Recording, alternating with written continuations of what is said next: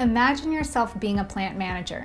You are standing near a plastic injection machine that finally resumes working after a series of unexpected failures and errors. You are far behind on schedule and you are in a hurry to deliver the parts to an upset client. Now your reputation is at stake and you cannot miss the target.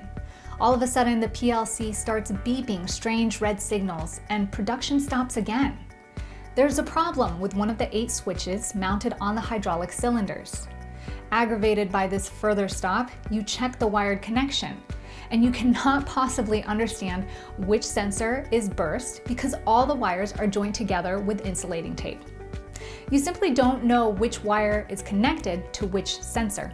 Production stops, the mold has to cool off, and then you can start disassembling all the parts to find out where the problem is.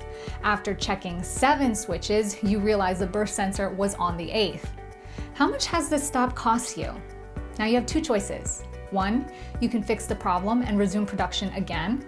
Probably this problem will present itself again because you have a whole plant full of molds with hydraulic cylinders and switches. Or 2, you could buy a SIM08. What is it? It's a device for controlling and handling signals from NP sensors. In fact, it allows you to check how every single sensor works. Wiring is very easy and simple because 8 connectors and LEDs are available on the SIM08 Connection Box. How much time can you save by using a SIM08 connecting box?